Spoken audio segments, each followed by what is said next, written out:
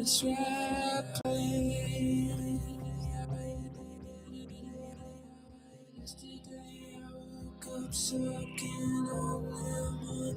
Yesterday I woke up sucking on lemon. Yesterday I woke up sucking on lemon.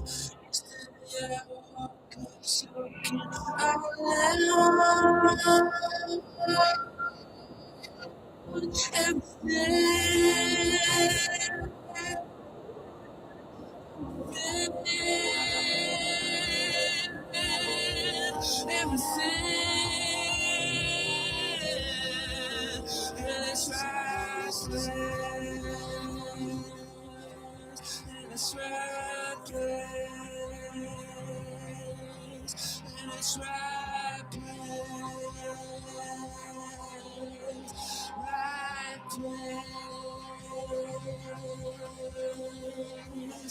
There are two colors in my head. There are two colors in my head. What is that you tried to say? What was that you tried to say? Tried to say. Tried to say. Try to say, try to say.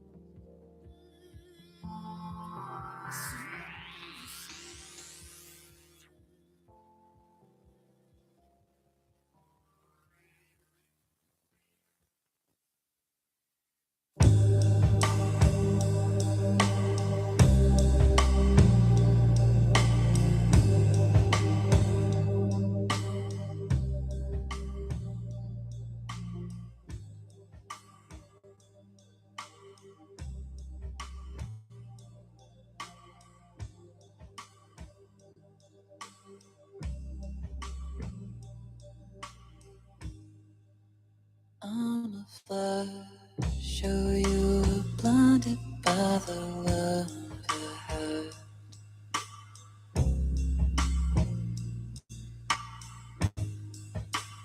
I'm a flash, the light could only get in through the cracks. And you gotta do the right thing, do the right thing, baby. You're right, swore in the photograph. Do the right thing, do the right thing, baby. You're the right, swore in the photograph. When they crash, the helicopters in my heart are red.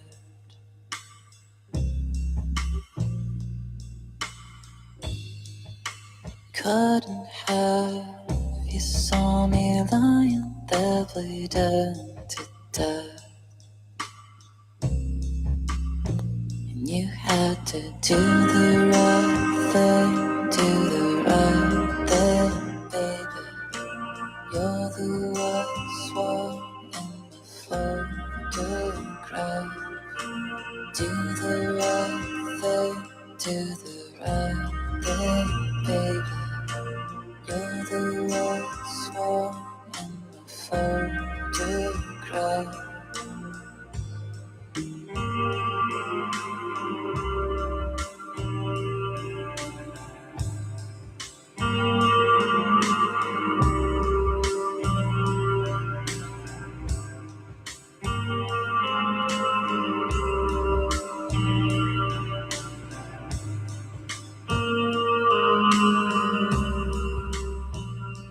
Now I stand on the stage, I forget my lines. Do you play Satan's imagination?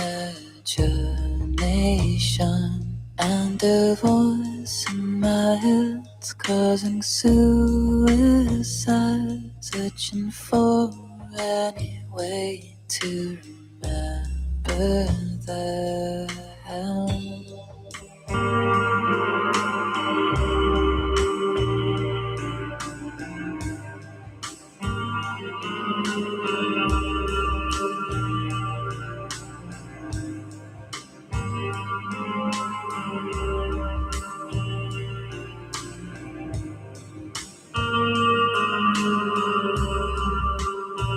You gotta do the right thing, do the right thing, baby.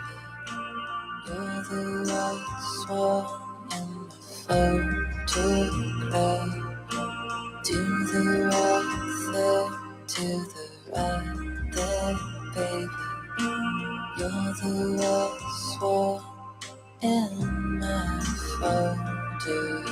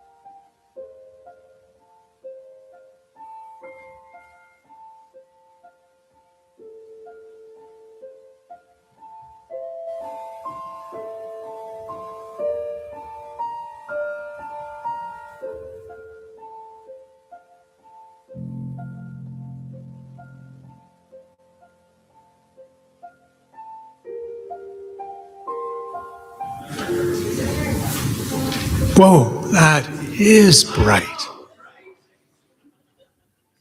I can probably be seen from space, even through the ceiling, actually, especially if I do this. Okay, welcome. I was going to give you a couple of minutes to get settled, and I think I may still do that. There seem to be some people at the door. We'll let them come in, and we'll get started momentarily. I don't like that mic.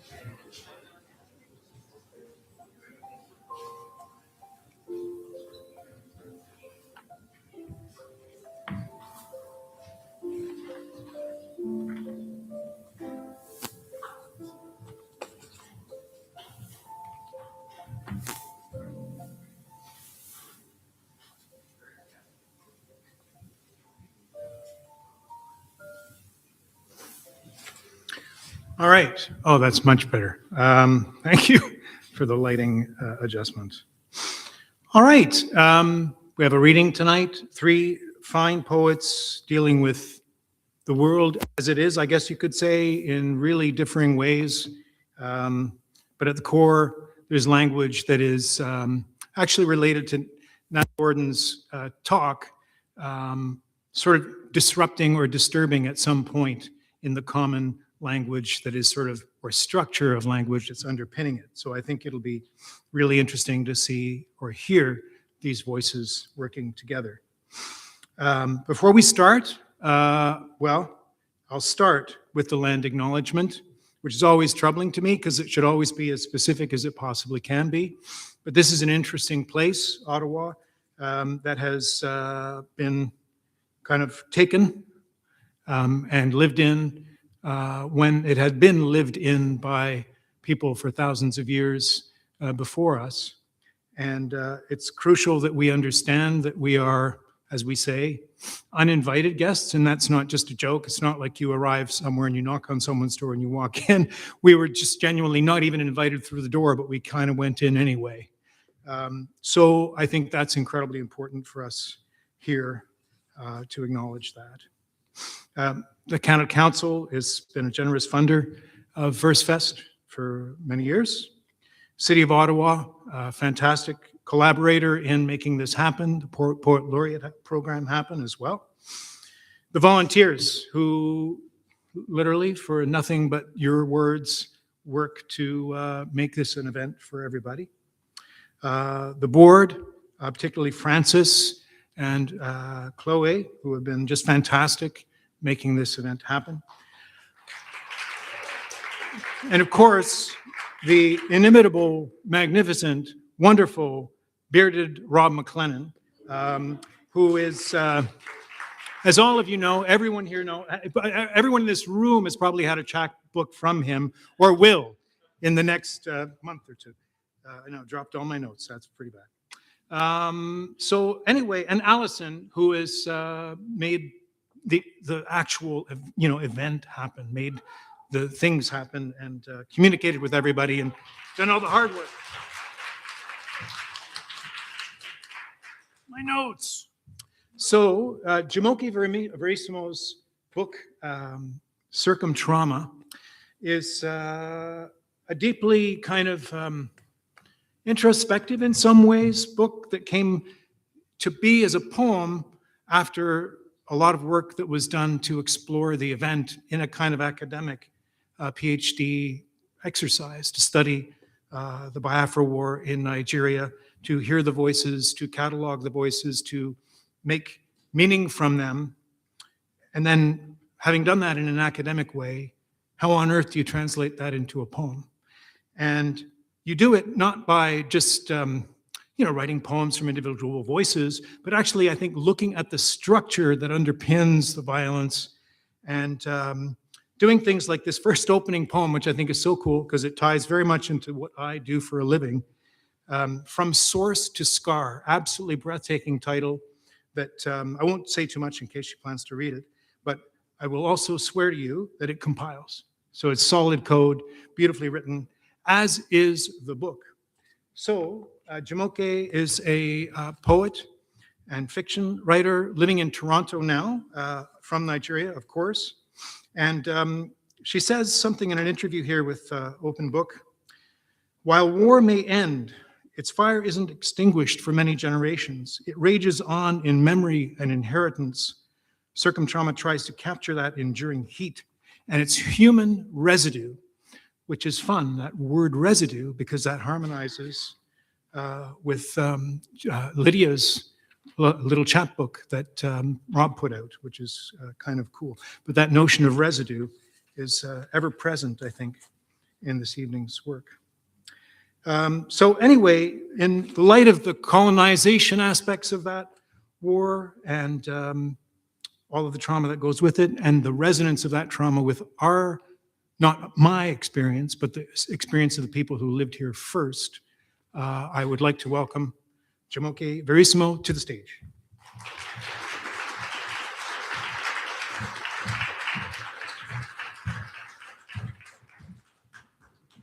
Thank you very much. Well, I'm not as tall as you, so I think it's okay to. I can do this. Thank you so much. I'm grateful to be here, and this is my first time in Ottawa. I mean, Toronto is so close. But I need to say that. So thank you for inviting me to Ottawa, and also thank you all for coming here. Um, I'll be reading from Second Trauma, and thank you for the very wonderful introduction of what second trauma is trying to do as well. When you're trying to read from a book on war that talks about war, I spent my train ride here, as always, usually, which is something that usually happens, wondering which one should go first, you know. But I'm going to prepare your mind. It's going to be heavy, but it won't be too heavy for you to carry. Okay? So,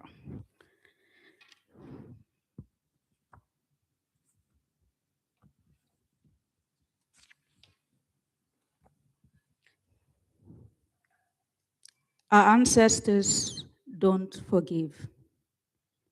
Their stories don't forget. How their hearts splintered. They were killing them like ants. A meaningless rage buzzer to hide anybody with stories.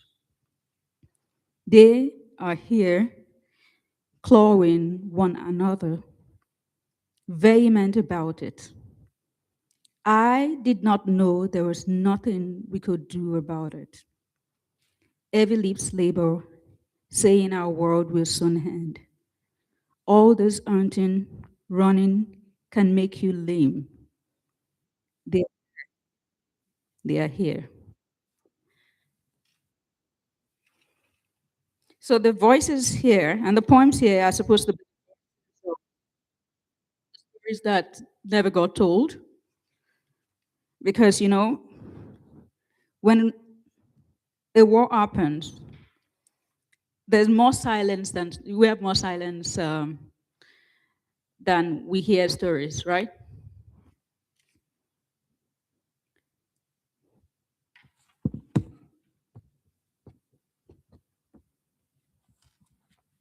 We are an angry body, collector of corpses, clutching a spoon smeared with blood. Old, young, men and women turning into angry artillery soldiers, a city of moving corpses. Silence is furtive freedom. Hate is fear in a tent. We are a body sprawled and grown. We are moving corpses, women and children and men. Om is a collector of weeping. Morning is for blood debt. Night is reserved for thinking our world is smeared in blood. We are bones, and we tell them we want out. We are angry. We tell them we want out. We tell them we want out. We tell them we want out. We tell them we want out.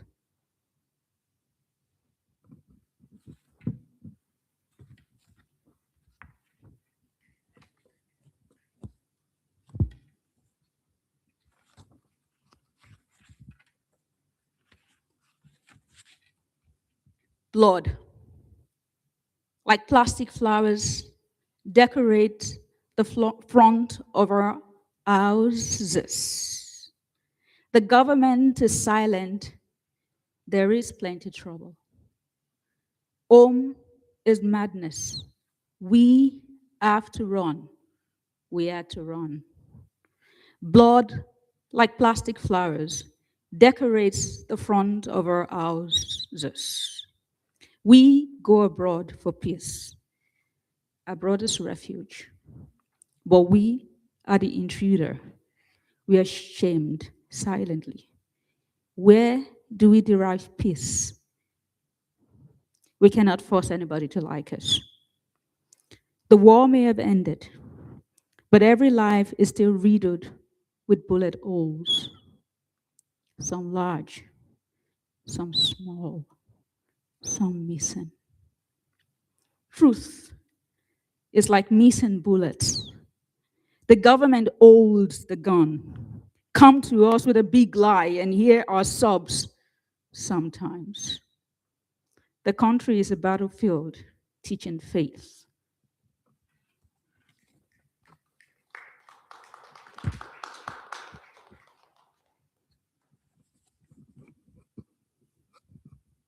May we always remember to hear stories of the laughing daughters who give flowers in a war. May we always remember crowded roads without room. May we understand anger of the guns and withdrawn ones.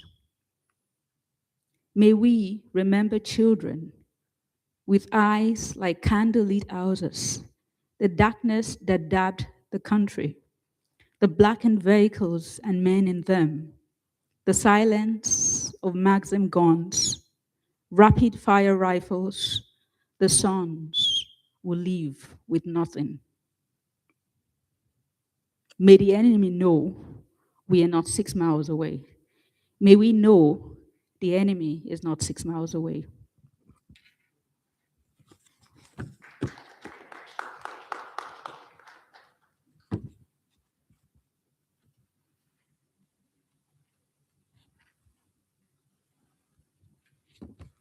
I'm going to read the one of the code poems as well. Because I have numbers here, we're going to do a little thing, okay? I mean, you don't have a copy of the book, but we're going to, okay, let me try this. Take a deep breath. I'm not going to make you do something you don't want to do. I'm going to read a line, and you would count 1, 2, 3. There are codes here, but because, well, you can't read out the numbers, and we're not computers, so we have to kind of create something. So when I say inside out to begin the poem, you would go 1, 2, 3, okay? And then I read a line. Inside or out. The boy's name was Samuel. From Degama. So young, you could see broken years stretched ahead of him. I named him Smully. The notepad I write this from is made from human skin. I'm now used to writing with the blood of men who cannot die. For here, I feel something akin to feeling nothing. The way the tongue holds human spirit, loose and yet grounded. There's something about the skin of a dead man. I could find a way to describe it as uneven. But how do you pronounce dead to a skin gasping on your finger? Speaking. I am here. Kill me once. raise a multitude. Thank you very much.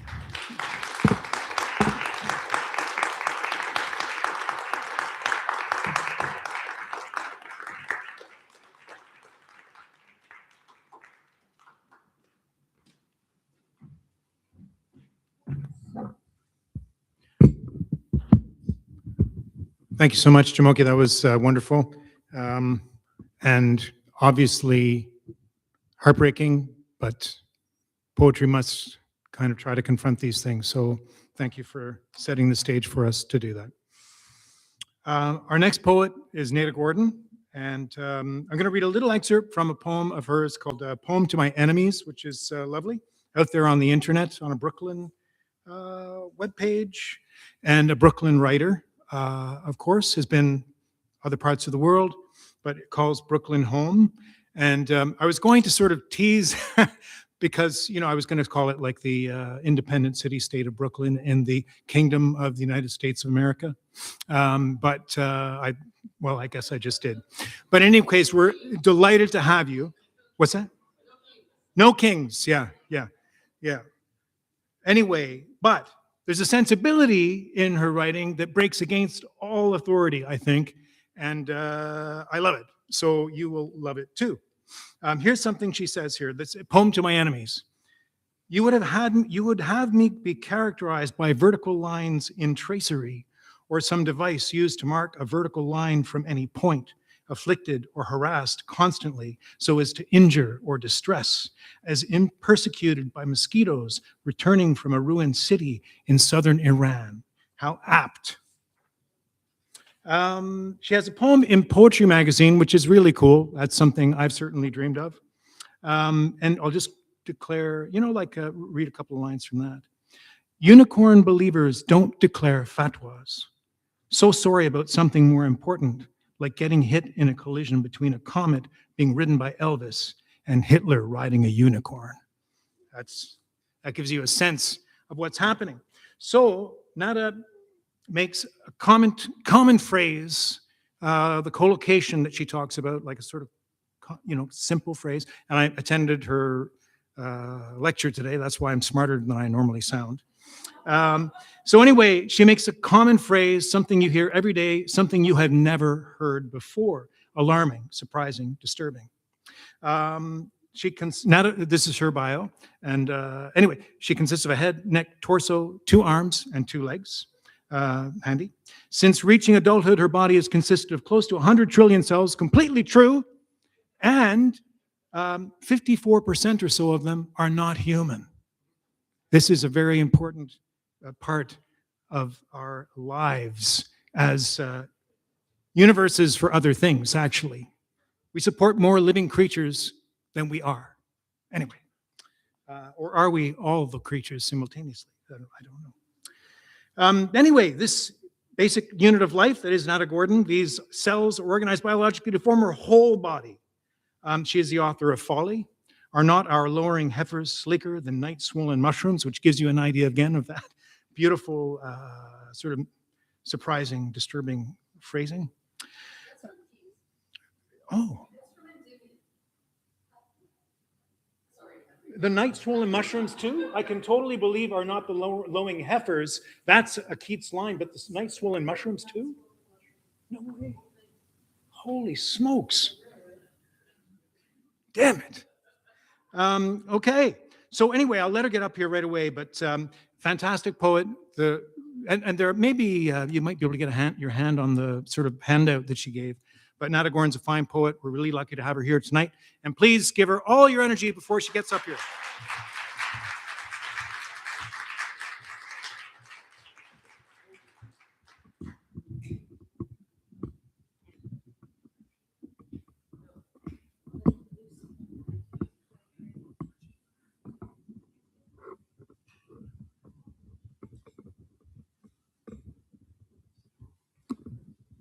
Hi. This is from The Sound Princess, Selected Poems 1985 to 2015. That's the span during which I have been publishing poetry. I was writing it before that, but I've been on the planet a while. And the title of this is Poetry is junk. And it opens with an epigraph from Adolf Loos, everyone's favorite person, who wrote, I can tolerate the ornaments of the Kaffir, the Persian, the Slovak peasant woman, my shoemaker's ornament, for they all have no other way of attaining the high point of their existence. We, of course, you know who we means, we have art which has taken the place of ornament. So this is all basically a fuck you to Adolf Loos. Wear your costumes with conviction, by which we mean decide what picture you will make of yourself, make it, and then enjoy it. It is only by letting your personality animate your costume that you make yourself superior to the lay figure or the sawdust doll. Swathe it in clouds of fake smoke, snake oil, blue taupe silk, a tangle of vines. I hover as a fever, I serve as a hot welt. The magma's gruesome, its cardinal fierceness rumbles in the public spaces of my prattling verse. Personality carries great responsibilities because we expect it to represent us as individuals. We should therefore clothe our personality with ballooning finery and papery ruffled taffeta interrogations. How else to perform the mushrooming imperatives of our pandoral catachreses? A large placenta emerges, smelling of maple and blue jays. Poetry is junk. I ache out the law of soaring, my human brain dividing the spoils, describing a lacy arabesque on ice until something just breaks. The ear of a woman is usually clear pink, not ill-shaped, and there is a note of individuality about it, the attractiveness of which one should emphasize, not conceal. I want all of you here with me. Hi everybody. Femage. I'm here as a passionate dunce, still skating the well-worn arabesque, sincere as butter, but twice as musical. Look, this is a zither of affect. Its octaves are multiplied by the vocabulary of others. And if I feel it more intensely, then so will you. The beautiful girl inserts the dildo and turns it around, shivering in pleasure. Was I supposed to give a trigger warning? No, you're okay. All right. It gets covered with her secretions, primal cream. The writing is the dildo and the girl and the secretions. It's like learning other languages. Vocabularies expand infinitely. Tourmaline glitters in a damp cave. Both love and poetry are alien visitations here in the breathable room of lazy heresies. And I am writing this for you, the primordial you, this resonating body with my weeping heart and ornamental personality. Aesthetic intimacy, not distance, but not for authenticity. Behold, the fruit de mer of this torrid cornucopia, the seabelt, the furbelows, the dabberlocks, the sea lace. Proper regard for the intimate little feminine things, that is the secret of charming individuality. Gathered rosebuds, restrewn, gaudy miasma of decoration. If decorative woman makes up her mind to retain a line or limit, she does it, but only because she wants to, and not because you told her to. This can be demonstrated by the use of silver stockings or magenta slippers with magenta stockings, licking the wounds of love in 4-inch platforms. Since all words are already concepts, I'm giddy with concepts. Here I am, wandering in lupin and Queen Anne's lace and Mariposa lilies and wild irises, and because they are beautiful and grotesque, like all flowers, they compel me, and I steal them and arrange them. Flowers are nature's ready-mades. The words of others are warm salt blossoms. I run a mermaid ranch in my eerie birth canal. Sorry. That's funny. And this aeronautic palaver is a saucy pose. Listen, some people hold the mistaken idea that ornament is all very well, perhaps for those who like it, but that what they want is something practical. A pot roast of unicorn, perhaps, or braised mermaids. The works of nature gently rebuke this cold utilitarian spirit and afford us countless illustrations of beauty wedded to use. The painting of the petals of the commonest wayside weed, the exquisite markings on shells so minute that only the microscope enables us to appreciate their beauty, the gorgeous coloring of the peacock's feathers, the rich markings on the wings of the butterfly, the splendor of color of the ruby and topaz, the graceful forms of the evanescent snow crystals are but a few instances that at once rise to our minds. This is the horn section of my cavernous malady, its logical loops and mathematic baobabs. Baobabs. Under the baobabs and mooning. A woman is prettier when she is sensitive. She must be taught not to throw away her honey. Honey and salt soak into the shuddering lace. One who has never made lace, that is, the bobbin variety, cannot imagine the charm of the softly clinking, tinkling bobbins like the singing of a simmering tea kettle or like a lullaby gently hummed in the twilight. I see Guy and Kathy and Yoko and Lucy. This originally was about conceptual art. In the spermy sky with fighter planes, Hanabi, a zillion idiolects, and legions of anonymous females. Their DNA sings. Their merry little jingle is very soothing, and some physicians claim that the rhythmic effect is most beneficial to the nerves. Doubtless, the regular shifting of the bobbins, keeping the mind, eyes, and fingers busy, proves a means of working off overwrought feelings and serves the same quieting purpose that piano playing does for some tensely strung nerves. Our nerves preserve us from isolation. I skate on my nervous arabesque. The bad surplus smiles at the lonely preeners, and stinky sculptures spring up where there were none before. And that's kind of cool in the prosodic tinniness of this cranial bhangra. You know, I love my dog. I don't have a dog. I love the paper clock that threatens sudden endings. I love the conversations that play air guitar in my genetic memories. One well-known sanitarium has, with such an end in view, introduced bobbin lace making, and whether or not it is directly calming the patient's jangled nerves, it is doing so indirectly by taking their thoughts off themselves and absorbing their interest in seeing grow under their very fingers so pixie a product. Woman, the instrument of reproduction, pours into life's cauldron the best of herself, unstinted, unmeasured, singing, "Boys, eat a plastic peach for me in the flawed wisdom of your stretchy genitalia, and I will sing a herding song for you while the peevish she-crabs wail." Lace making is one of those pursuits which, seeming tedious to the onlooker, have an undeniable fascination for the maker, and it seems as though almost no one who really enters upon its enticing pathway ever cares to turn back. That's because every molecule remembers a time before time. And if I open up to receive all emotional messages, for example, in my food, it's because that's the kind of maladroit I am: preponed, animated, reticular, birdish, mawkish, girlish. All writing is feminine because it is aware of itself being looked at. All writing is crafty, rhetorical, cited, intertextual, posed.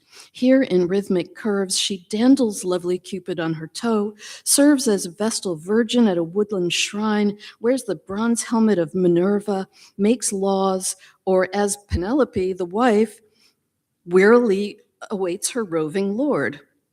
I feed off everything, especially my own haunted breasts, my thoughts, my verse, my sighs, my clothes. That's my Olson version. She moves in august majesty, a sore-tried queen, and leaps in merry laughter as a carefree slave, pipes, sings, and plies the distaff. Can one possibly escape our theme, woman as decoration, this milky force of cerebration? No, for she is carved in wood and stone as mother of God and queen of electric ladyland. She gleams in the jeweled windows of the monitor, looks down in placid serenity on lighted altar, is woven into Gracie Allen. In fact, dominates all art, painting slinky or marvelous throughout the gleaming monstrosity of the ages. Knowing all there is to know of my subjectivity, which is also yours and everyone's, I have had the genius to weave the innumerable and perplexing threads into a tapestry of words where the main ideas take their places in the foreground, standing in futile contradistinction to the deftly woven, unintelligible, and obtruding background. My underpants have their own ideas. The meaning shifts pleasurably. I always confuse midrash and midriff.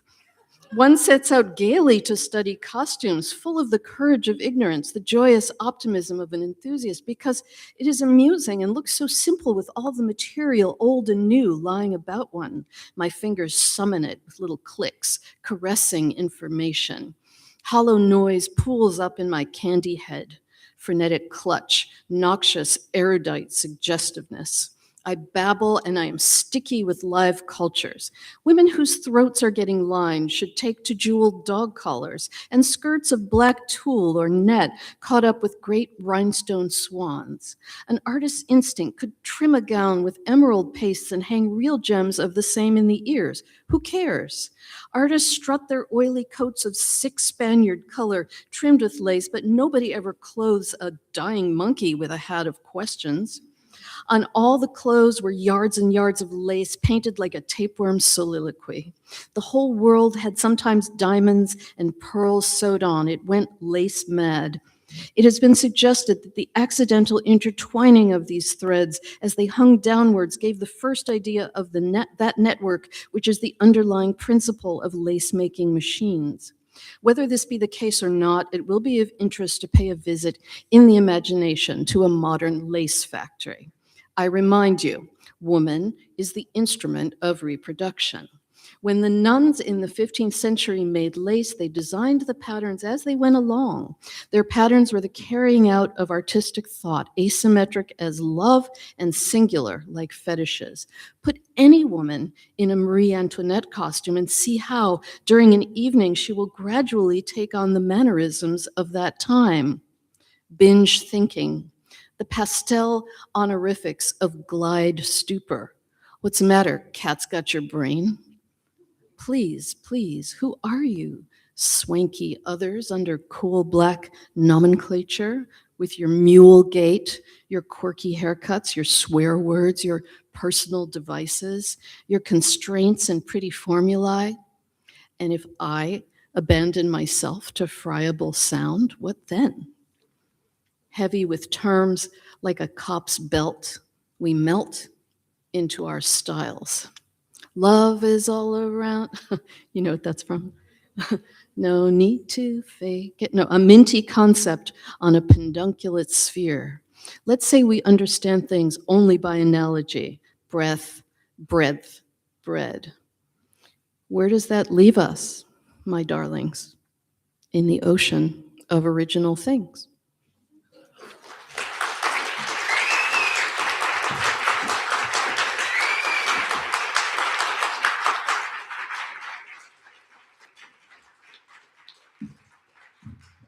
Woo! That was great. I don't know. It hasn't often been the case at Versefest that someone has come up and read a single poem just of that nature in that kind of really beautiful way. That was absolutely fantastic. I wasn't counting, truthfully. Rob is probably going to berate me for having not counted, or Allison, but I think we're all good so far. And in fact, I mean, the tempo is beautiful. Okay, a comment about the books. The book table has books, of course. That's what it has. And all these poets have books here. So all the poets that are reading tonight have books. Some of them have multiple books. You should peruse them. You should buy them. You should make books live in the hands of others. What's that? You should get autographs with them too. Yes. To increase the value of your book? No. To have a moment of identification with the person who wrote it. Value. You kidding me? Sorry. So anyway, but the books are beautiful things. These people put a lot of work into not only the writing, the words themselves, but into the kind of intersection of the words on the page. Every single one of them does brilliant work in that way, and you can see it in their books. They are beautiful objects as well as beautiful words. So our final poet for this part of Versefest is Lydia Unsworth. And I'm going to read a couple of little quips from a review of the book Residue, which is a little chapbook. You can see Rob's chapbook there, Lydia Unsworth. Residue. It's not here to tuck you in with neat resolutions or let you bask in warm nostalgia. This is a book that drags you through the wreckage of past homes, past selves, and forces you to confront what's left behind. And in Lydia's talk, there was a background of circulating photographs of architecture, basically. And architecture is, of course, not just buildings. It's a space where buildings live, where you live. Everyone lives in architecture, and whether you like it or not. And there's a comment here about syntax as architecture in this review of that little chapbook, which is kind of cool, Rob, because you've got a review of one of your chapbooks in this fine website in the world. So her poetry is fractured, staccato, broken like our spines in all the right places, not my space, but it mirrors the instability of memory, how it skips, erases, distorts.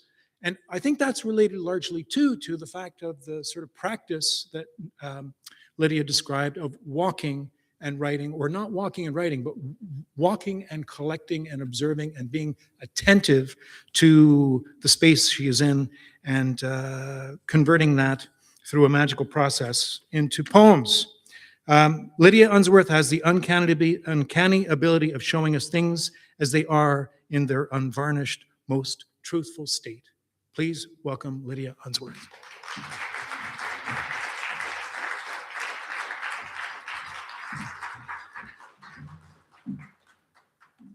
Can I make this go up? Does it? Okay, it's worse than a shower. Right. Hello. Okay. So I'm going to read mostly from Stay a While, which is one of two books I have coming out this year, and they were both written during a period of redundancy when I moved back to England and took a lot of cheap trains to shit northern towns. So this one's called Silo Auto and is about a holiday to Portugal. The first thing we went to see was the car park. Views are always free from the car park. You never fall out of use if you're a car park. People are in and out of you all day long if you're a car park. They keep your external walls clean if you're a car park. You get paid a decent amount per hour if you're a car park. Never any doubt about your function if you're a car park. No one questioning your aesthetics if you're a car park. What a big family you have, always visiting you, even on public holidays and Sundays, if you're a car park. This next one's called If the Building is Like Me. If the building is like me, i.e. not what was hoped for, semi-abandoned, rotten, forgotten, costly, high maintenance, personally disliked by a little over half the population, loved by a select few, held in disregard by many others, then why am I not free to walk here? And then this next one's a bit longer. It's called Miami, Lyon, Trieste, Budapest.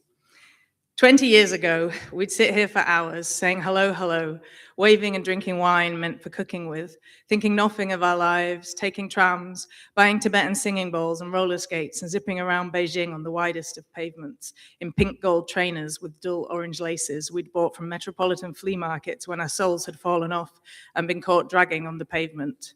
I love wearing a thing into the ground and replacing it. The bar was covered in white slips of paper, declarations of love, movement records, data. The girl had a clutch of patches on her bag displaying the names of cities, Miami, Lyon, Trieste. Before I went to Budapest, I emailed myself the job description so I could go over it ahead of my interview in the morning after the late flight back, which I didn't really want to do, as these 4 days were for ignoring it, for swimming up and down the lanes in pools, steam rising, obscuring the view, getting my body out and not being concerned, because at 41 it was more impressive than at 22, this persistent not dying, this running for transport. The woman at security had 3 names tattooed on her forearm: Tiffany, Orion, Celeste. On the way to Budapest, I dropped my daughter to school, then ran for the bus, which was 41 minutes late, because what they like to do is conjure a schedule and then it dissipates, poof, like time does for the poor who live largely in queues or under bus shelters with sideways seating that my children can't balance on, and which prompt me to explain to them the architectural urban rules in sideways rain that soaks right through. In the end, they cancelled my interview before the beginning of it because they'd already found someone to fill the role, and what they wanted to do, Adobe, Flowdoc, Pinterest, was source an easy bank of freelancers to use. Much like the community connector position I didn't get, that turned out also to be a thinly veiled, have you thought about volunteering? And maybe we could catch up soon, and maybe you'd like to invest. I had an email a week after the interview that said, we would love to find out more about your facilitation work, your ambitions in this area, and how we might work together without paying you. Much like the market research questions slipped into the retail interview. My position is largely vulnerable, prone to being ghosted. There were ghost children on the friezes of grandeur faded buildings, cherubs, you said, but I wasn't feeling cute. My facilitation work has recently been very focused on facilitating someone to employ me. We walked up and down the rising walkways of a new structure that curved upward like a miracle fish on your palm, made of sodium polyacrylate and indicating only how sweaty you are. Sculptural and overtly interactive, we walked up and down the structure's stepped landscaped roof. It told us what to do, and we like that now, as people. We like museums that tell us when and how to take pictures. We like to look at one painting, then another, and if they could be grouped according to chromatics or chronology, and ideally have all the themes pulled out too. We like to read the pocket history plaques that direct us to understand streets in the ways others would like us to.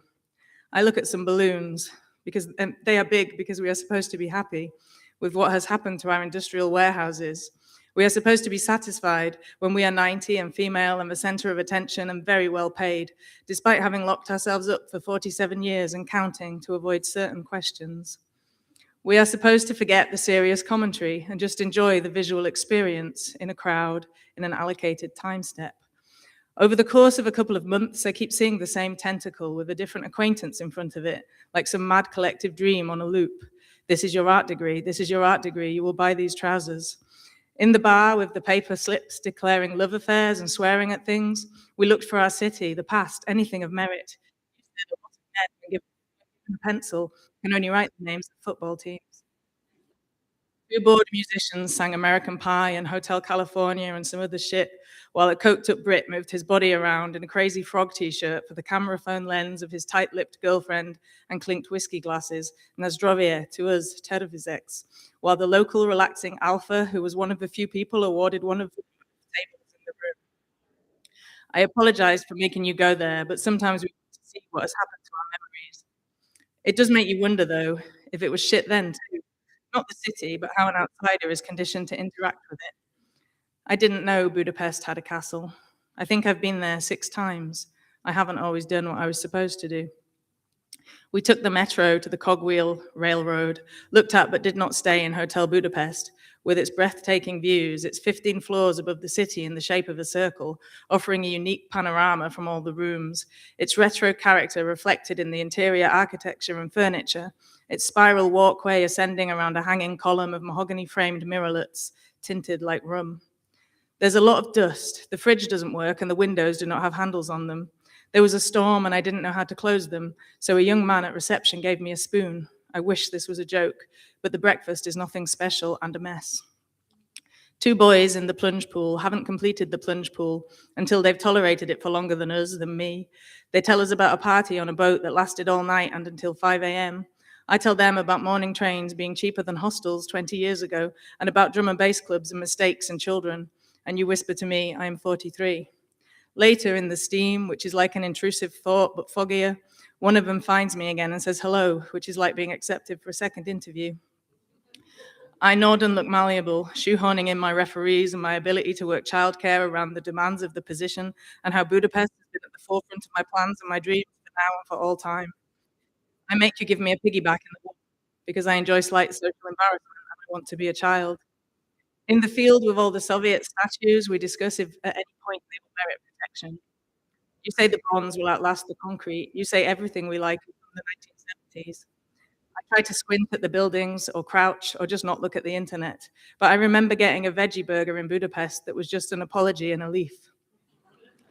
When I worked in Poundland, that's Dollarama, in the late 1990s, we'd clean the floor with a dustpan and brush, 3 aisles of carpet down on our knees.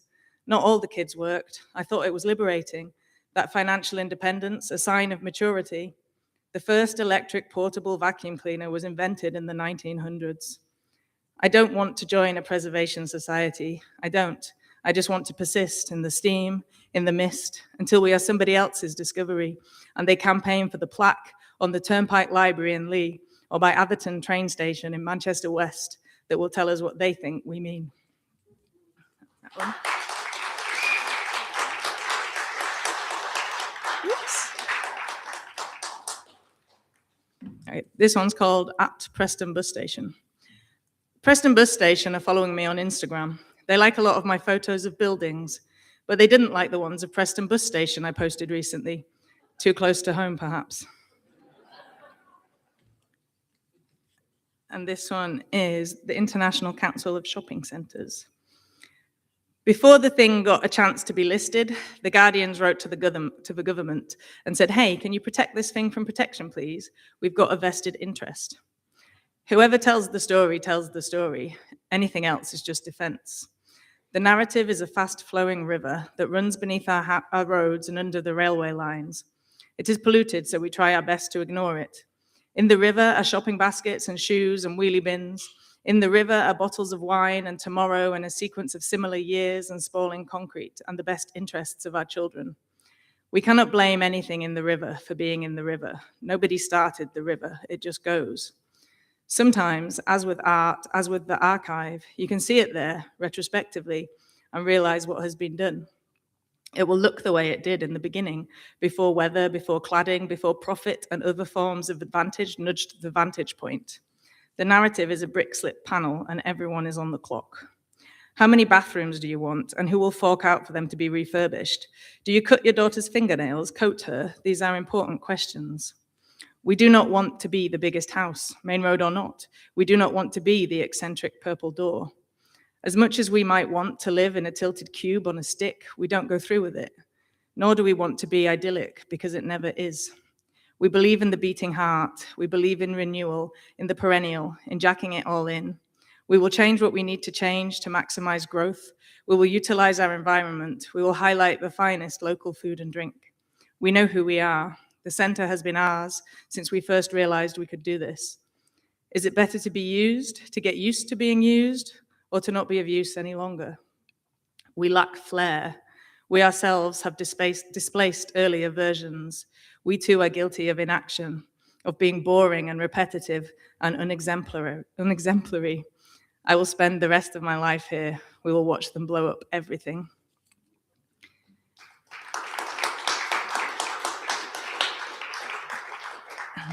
And I was just going to read one newer one from the project I'm working on at the moment, which is more connected to the talk I gave earlier. It's about picking my kids up from school. It's called Tilsley, 20th of October. My children complain we aren't taking the car home. I tell them I don't have one. They know I don't have one. This conversation is a ritual, like it could teach me to drive. They say walking home is boring, walking is boring, legs are boring, nothing ever happens when we walk. We hate walking home. I say, what about trampolines? They say, okay, trampolines. We like our legs on trampolines. I say, what about soft play? Do you like your legs at soft play? They say, okay, but we hate walking home. I say, what about the shutter that's had sorry about this written on it for probably a year now? Or the valve that looks like a mallard on the alarm sometimes? Building they're coming from, and I'm always wrong and you're always right. And what about the secret way? It's not the secret way anymore, I know. Even I admitted defeat when we saw the 3 teenagers walking down it the other day. It's the pure gym way now. And what about the free plants we sometimes take from the free plant crate? And what about the crocheted vistas on the post boxes? And what about the 3 dogs you like and all the ladybirds on the green fence near the pointy houses, some dead and some alive? Or the welcome to the historic town of Tilsley sign, which is absolutely filthy, not like Atherton's, which isn't historical, on the other side. And what about the packages we pick up? They're for you sometimes, and the fruits we buy, and the railing you like to balance on, or the part where you run away, and or the part where you run away to the step and then sit on the step and pretend it's been 1,000 years you've been sitting there waiting for me to arrive? And what about when I run right past the step without acknowledging you and you have to catch me? You never know which days I'll do it. And what about when I think, fuck it, and we buy as much chocolate as we like? And what about the near infinite choice of side roads and the views when the light's right, the flickers of hills, the way Tilsley looks like you could just roll off it? What about those Labubu dolls in the window of Bargain Booze? You liked that, they were massive. What about the ghost sign and the people that say hello or think you were cute when you were screaming at me and stomping around? And what about the Christmas tree with the Halloween cobwebs sort of thrown at it and the pumpkin bunting strewn around? And what about when someone you know yells your name really loudly through their car window and you scream back as if there's nothing else in the world and it makes such a sound? And there's that bit of grass after Iceland. There are at least 2 places like that. The New Pocket Park, which isn't really large enough to warrant the name. But yes, there are 2 places like that, like eyelids, 2 halves of an oval where we spread out for a moment before doubling down. Thank you.